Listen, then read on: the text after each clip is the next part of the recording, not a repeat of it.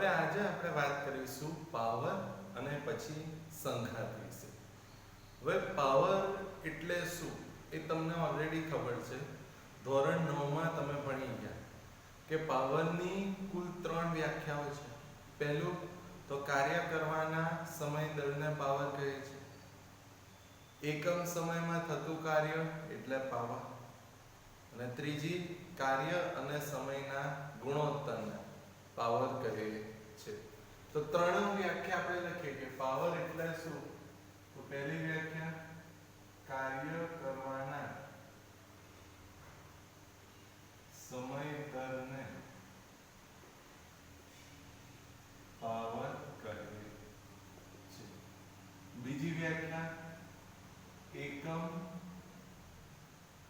સમયમાં થતું કાર્ય એટલે પાવર. અને ત્રીજી કાર્ય અને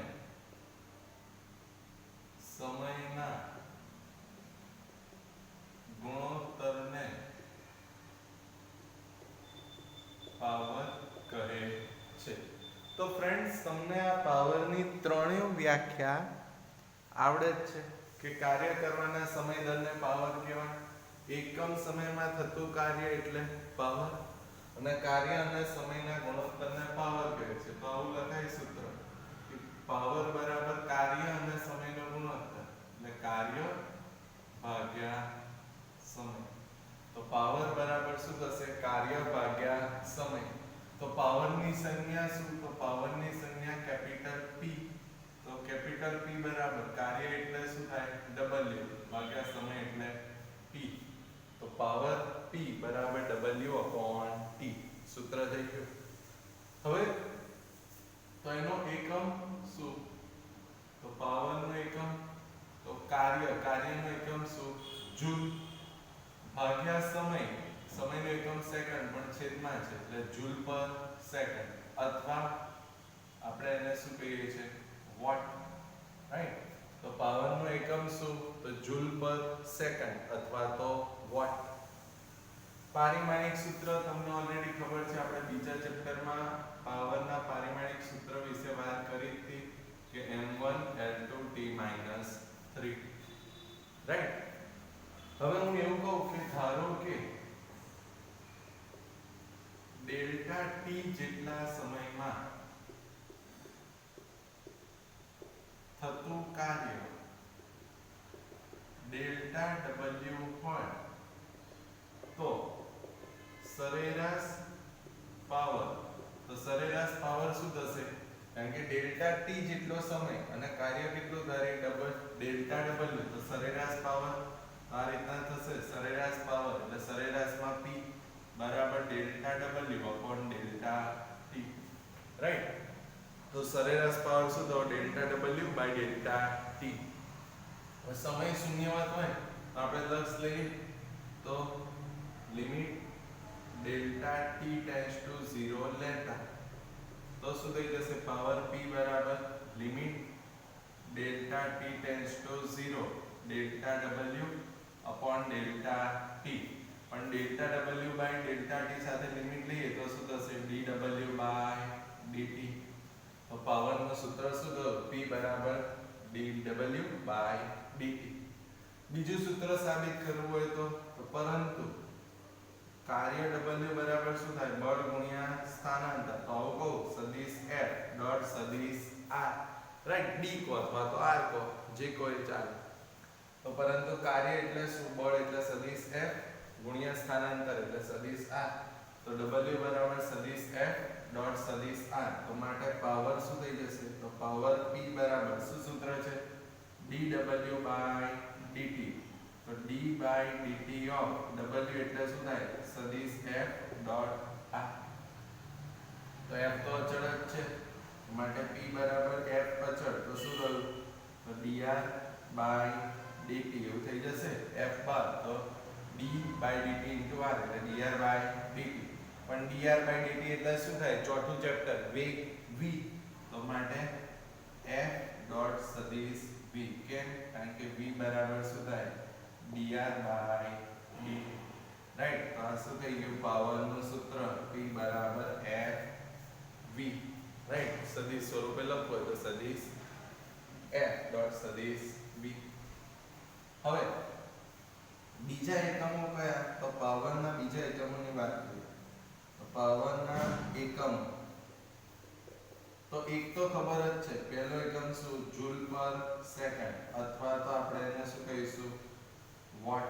રાઈટ. જૂલ પર સેકન્ડ અથવા તો વોટ. બીજો એકમ શું છે? તો બીજો એકમ છે HP, જેને આપણે કહીશું હોર્સ પાવર. રાઈટ. તો હોર્સ પાવરની વોટ સાથેનો સંબંધ શું? તો યાદ રાખજો, 1 HP કદાચ તમને ખબર જ હશે બરાબર 746 વોટ. રાઈટ. તો બીજો યુનિટ શું થયો? HP, horse power. 1 HP બરાબર 746 વોટ. ત્રીજો શું? તો ત્રીજો છે યુનિટ અથવા તો kWh, જેને શું કહેવાય? તો એને તમે શું કહેશો? કે અહીંયા જોડે લખી નાખો, કિલો વોટ અવર. રાઈટ. તો kWh એટલે કિલોવોટ અવર.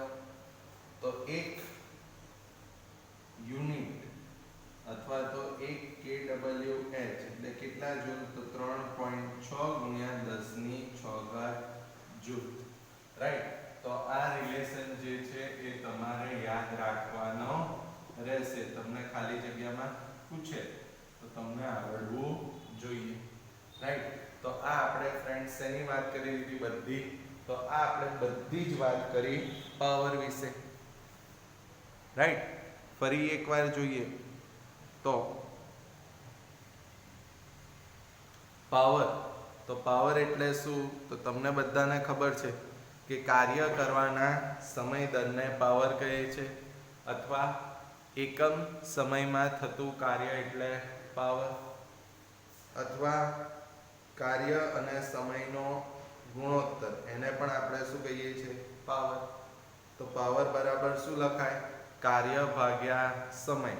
પાવરની સંજ્ઞા શું છે? તો પાવરની સંજ્ઞા આપણે કેપિટલ P લઈએ છીએ. તો કેપિટલ P બરાબર કાર્ય એટલે W બાય સમય એટલે ડેલ્ટા T. તો શું થઈ જશે? P બરાબર W બાય T. એકમ શું? તો કાર્યનો જૂલ, સમયનો સેકન્ડ, તો જૂલ પર સેકન્ડ અથવા તો વોટ. એ પછી પારિમાણિક સૂત્ર N1N2T-3 તમને ખબર જ છે. જો આપણે એવું કહીએ કે ડેલ્ટા T જેટલા સમયમાં થતું કાર્ય ડેલ્ટા W હોય, તો સરેરાશ પાવર શું થશે? Delta W by delta T. સમય શૂન્યવત હોય તો આપણે લક્ષ લઈએ, તો limit delta T tends to 0 લઈએ તો શું થશે? P બરાબર limit delta T tends to 0 delta W by delta T, એટલે P બરાબર dW બાય dt. પણ કાર્ય એટલે શું? બળ ગુણ્યા સ્થાનાંતર. તો W બરાબર સદિશ F ડોટ સદિશ R. તો એ આપણે આ સદિશ F ડોટ સદિશ R અહીંયા આગળ મૂકીએ તો શું થશે? P બરાબર dW બાય dt. પણ W એટલે સદિશ F ડોટ R. F તો બાર, તો dr બાય dt એટલે v. તો P બરાબર સદિશ F ડોટ સદિશ v. રાઈટ. તો પાવરનો બળ સાથેનો સંબંધ શું થયો? P બરાબર Fv. એના જુદા જુદા એકમ જૂલ પર સેકન્ડ અથવા વોટ. બીજું હોર્સ પાવર, તો 1 HP એટલે કેટલા વોટ? 746 વોટ. અને ત્રીજો 1 કિલોવોટ અવર એટલે કેટલા થાય? તો 3.6 ગુણ્યા 10⁶ જૂલ. તો કિલોવોટ અવરને તમે યુનિટ પણ કહી શકો. રાઈટ. તો આ વાત ફ્રેન્ડ્સ આપણે શેના વિશે કરી? કાર્ય વિશે શરૂઆતમાં વાત થઈ.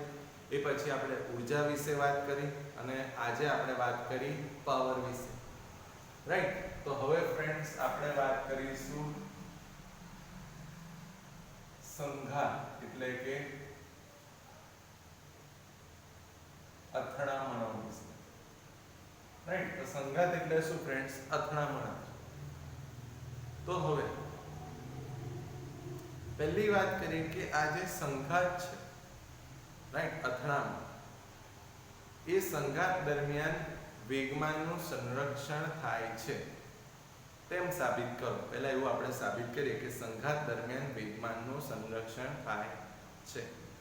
તો કઈ રીતના આપણે કહી શકીએ? તો સંઘાત અથડામણ કેટલા પદાર્થ વચ્ચે થાય? બે પદાર્થ વચ્ચે થાય, રાઈટ? તો કોઈ એક પદાર્થનું વેગમાન લખીએ, બીજા પદાર્થનું વેગમાન લખીએ. તો જોઈએ કે ક્વેશ્ચન કેવો, તો સંઘાતની અંદર પહેલું કે સાબિત કરો કે સંઘાત દરમિયાન વેગમાનનું સંરક્ષણ થાય છે. તો સંઘાત દરમિયાન વેગમાનનું સંરક્ષણ થાય છે એવું સાબિત કરવું છે. તો આપણે ન્યૂટનની ગતિનો બીજો નિયમ વાપરીશું કે વેગમાનમાં થતો ફેરફાર લખવો હોય તો સદિશ F બરાબર શું હતું? સદિશ delta P by delta T. તો ન્યૂટનની ગતિના બીજા નિયમ પરથી શું થશે? સદિશ F બરાબર સદિશ delta P by delta T. તો વેગમાનમાં થતો ફેરફાર લખો તો ડેલ્ટા P બરાબર શું થશે? સદિશ F ઇન્ટુ ડેલ્ટા T લખાય. તો બે પદાર્થ છે, તો પહેલા પદાર્થના વેગમાનમાં ફેરફાર લખવો હોય તો શું થાય? તો પદાર્થ એકમાં વેગમાનનો એક માટે વેગમાનનો ફેરફાર. પહેલો પદાર્થ છે એટલે ડેલ્ટા સદિશ P1 બરાબર સદિશ F12 થશે, રાઈટ? કારણ કે બળ પહેલા પદાર્થ પર કોણ લગાડે? બીજો પદાર્થ. તો ડેલ્ટા P ની જગ્યાએ પદાર્થ એક માટે લખીએ છીએ તો ડેલ્ટા સદિશ P1 બરાબર સદિશ F12 ઇન્ટુ ડેલ્ટા T, સમીકરણ 1. અને પદાર્થ 2 માટે લખવું હોય તો પદાર્થ 2 માટે વેગમાનનો ફેરફાર તો શું થશે? તો ડેલ્ટા P2 બરાબર સદિશ F21 into delta T, right? કેમ? કારણ કે બીજો પદાર્થ છે એટલે ડેલ્ટા P2 F. તો બીજા પદાર્થ પર કોણ બળ લગાડશે? પહેલો પદાર્થ. તો સદિશ F21 ઇન્ટુ ડેલ્ટા T. પણ ત્રીજો નિયમ શું કહે છે કે એક પદાર્થ બીજા પદાર્થ પર જેટલું બળ લગાડે તેટલું જ બીજો પદાર્થ પહેલા પદાર્થ પર લગાડે. તેમના મૂલ્યો સમાન પરંતુ દિશા પરસ્પર વિરુદ્ધ હોય છે.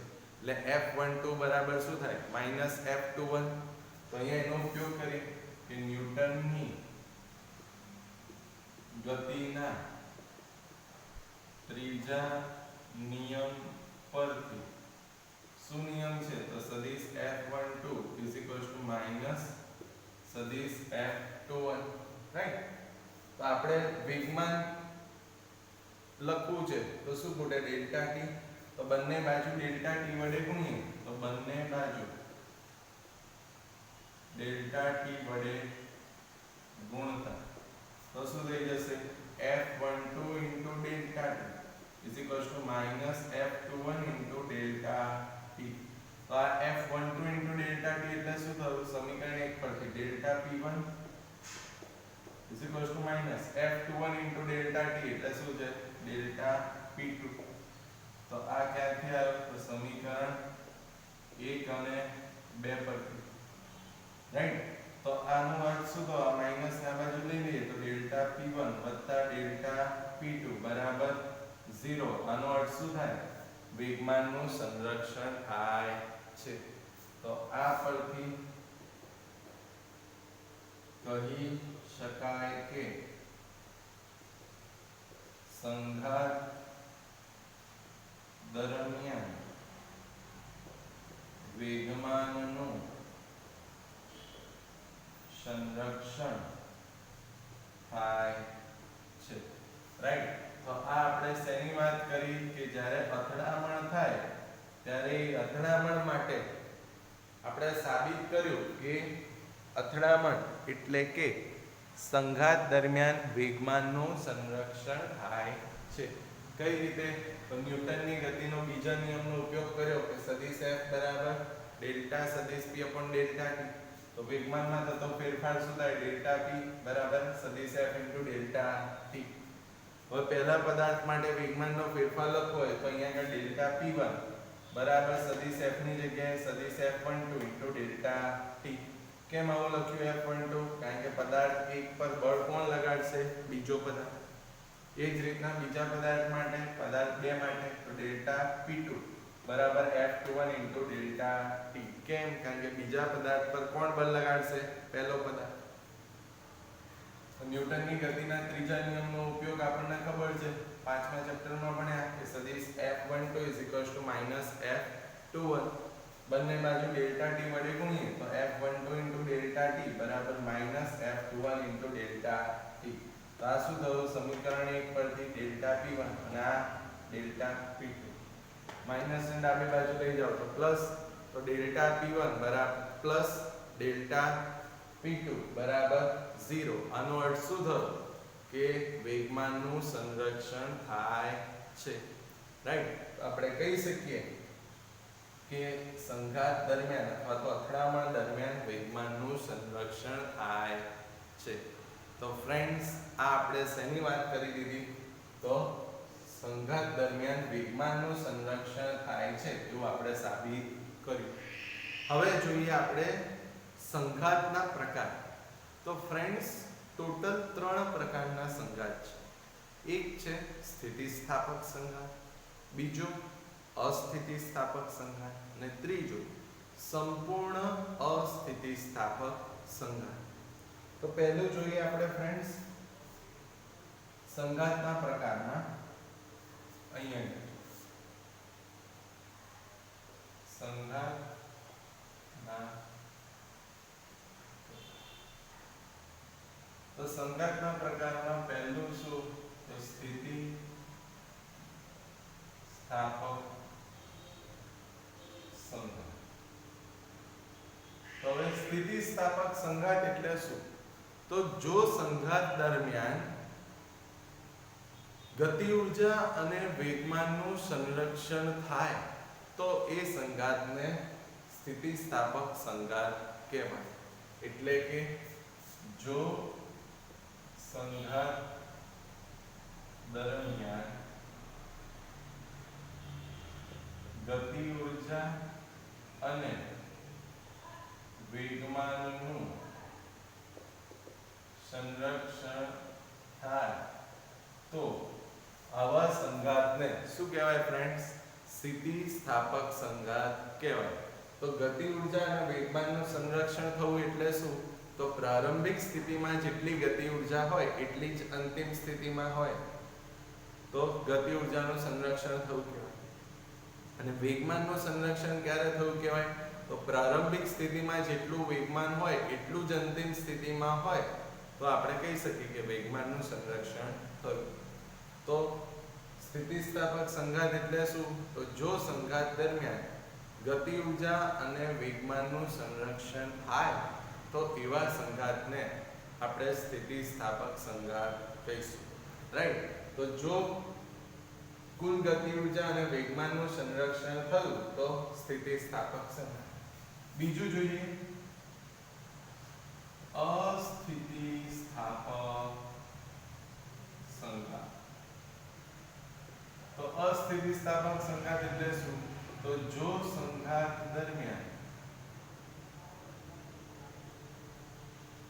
વેગમાનનું સંરક્ષણ થાય પરંતુ ગતિ ઉર્જાનું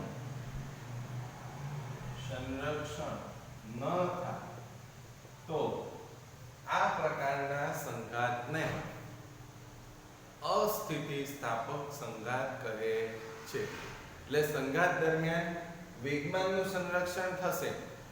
રાઈટ? એટલે પ્રારંભિક સ્થિતિમાં જેટલું વેગમાન હોય એટલું જ અંતિમ સ્થિતિમાં હોય. રાઈટ? તો વેગમાનનું સંરક્ષણ થયું. પણ ગતિ ઉર્જાનું સંરક્ષણ ના થાય. રાઈટ? એટલે પ્રારંભિક અને અંતિમ સ્થિતિની ગતિ ઉર્જા જો સરખી ના થાય તો એ કેવો સંઘાત થયો? અસ્થિતિસ્થાપક સંઘાત. અને છેલ્લું જોઈએ ફ્રેન્ડ્સ સંપૂર્ણ અસ્થિતિસ્થાપક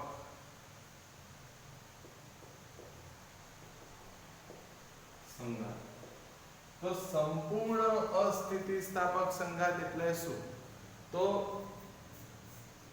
જો સંઘાત દરમિયાન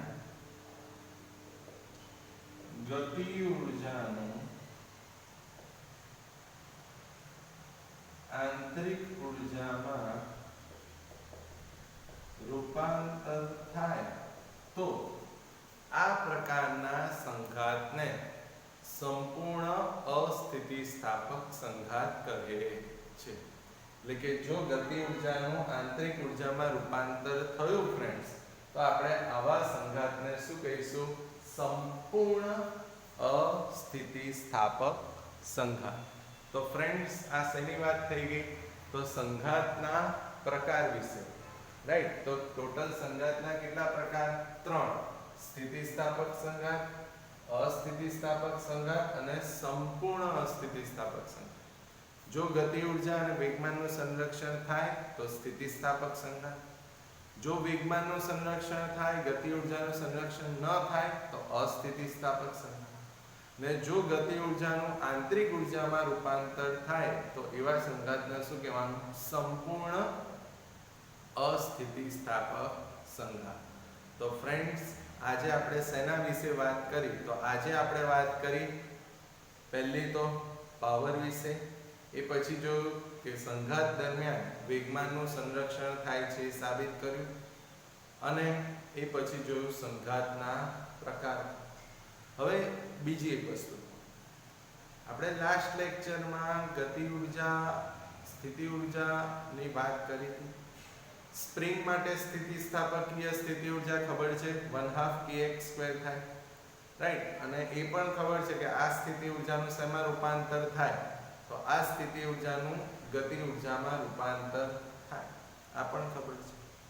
એ પછી આપણને બીજું એ ખબર છે કે આપણે બહુમાળી મકાનથી કોઈ એક પદાર્થને છોડી દઈએ તો પહેલા તમે બહુમાળી મકાન પરથી છોડો છો તો ત્યારે પહેલા સ્થિતિ ઊર્જા હશે, અને છોડી દીધી તો ગતિ ઊર્જા. એનો અર્થ શું થયો? કે સ્થિતિ ઊર્જાનું શેમાં રૂપાંતર થયું? ગતિ ઊર્જામાં. તો જો તમારે સ્થિતિ ઊર્જા અને ગતિ ઊર્જાનો આલેખ દોરવો હોય તો કઈ રીતના દોરી શકાય? તો જુઓ, હવે વાત કરીએ સ્થિતિ ઊર્જા અને ગતિ ઊર્જાનો આલેખ. તો કેવો આલેખ આવે? તો જુઓ, આ સંદર્ભ સપાટી એટલે અહીંયા આગળ કોઈ ઊંચાઈ હશે નહીં, રાઈટ? જો ઊંચાઈ ના હોય તો સ્થિતિ ઊર્જાનું સૂત્ર શું? mgh. તો ઊંચાઈ નથી, 0 છે, તો સ્થિતિ ઊર્જા 0. પણ જેમ જેમ ઊંચાઈ વધે એમ એમ સ્થિતિ ઊર્જા વધે.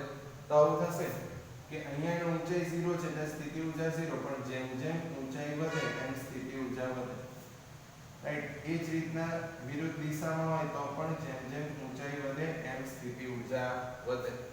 તો આ કોનો ગ્રાફ થઈ ગયો ફ્રેન્ડ્સ? તો આ વાત થઈ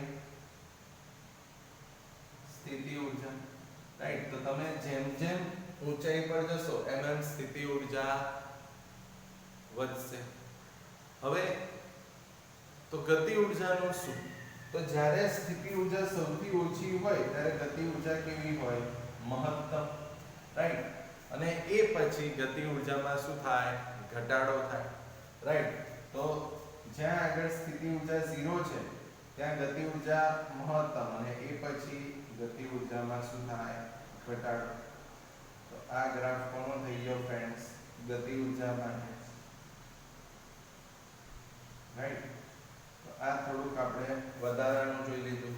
જે આપણે કોન્સેપ્ટ ભણ્યા હતા એની જ વાત કરી કે સ્થિતિ ઊર્જા અને ગતિ ઊર્જાનો ગ્રાફ દોરવો હોય તો આપણે આ રીતના દોરી શકીએ, રાઈટ? કે સંદર્ભ સપાટી પર તો ઊંચાઈ 0, પણ જેમ જેમ ઊંચાઈ વધે એમ સ્થિતિ ઊર્જા વધે, અને જો સ્થિતિ ઊર્જા વધે તો ગતિ ઊર્જા ઘટે. તો દેખાય છે અહીંયા સ્થિતિ ઊર્જા વધે છે તો ગતિ ઊર્જા ઘટે છે.